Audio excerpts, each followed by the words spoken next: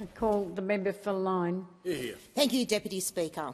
After nearly 4 years of Labor, the cold, stark reality is that Australians are paying more for everything.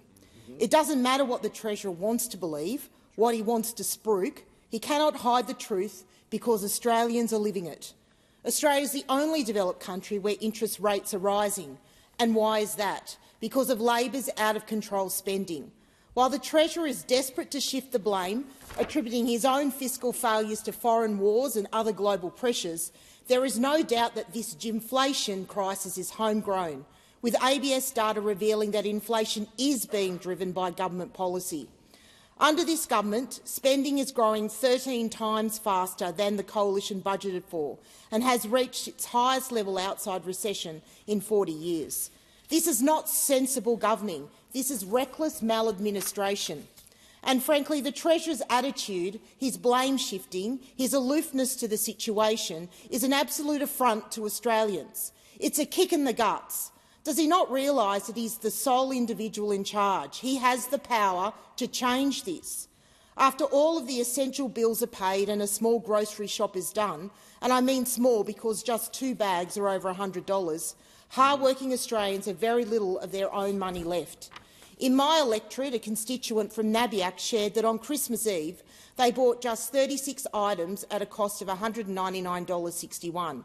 Add to this the car insurance, which comes in at $277.51 a month for just 2 cars, and that doesn't include registration or green slip, by the way, plus home and contents insurance, which comes in at $278.83 per month, private health insurance for a family of 4 at $498 a month, council rates, water access and sewerage connection at $3,481.10 a year. Very little is left over. And this is one of the poorest electorates in the country, where the paycheck's not large nor flexible to accommodate cost increases without sacrifice.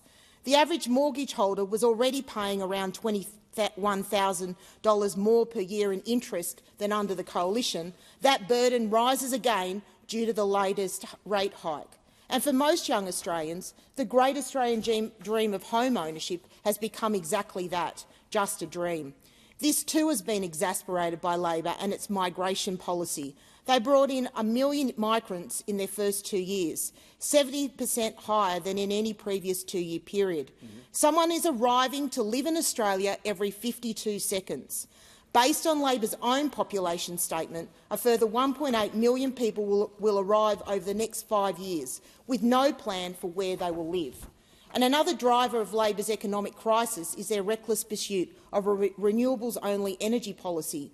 Australians need affordable baseload power, not expensive, taxpayers-subsidised, intermittent and unreliable energy. Affordable power, coupled with responsible action on climate. But under Labor's renewables-only fiasco, factories are closing, business investment is stalling and emissions have not moved.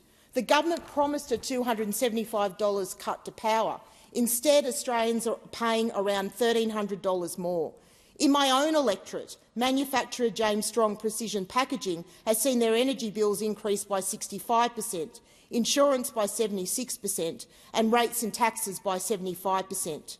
The cost of Labor is now showing up everywhere. Higher taxes, more debt and a budget so stretched the government is spending $50,000 every minute on interest payments alone. Whilst the Prime Minister enjoys a day at the tennis, with the travel no doubt being billed to the taxpayer, Australians are working just to get by. They can't afford to go to the tennis. They can't afford to go out for dinner or take their kids to the movies. I've got people in my electorate who are still not back in their homes after the May floods of last year.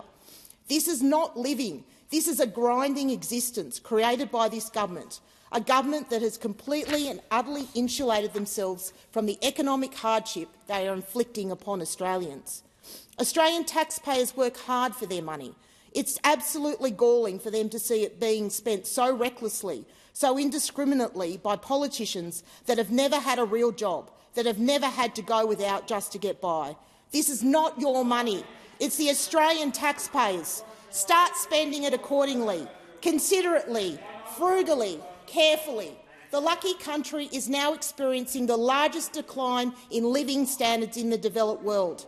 Under this government, with this Treasurer making the big financial calls, increasingly Australia does not feel like the lucky country.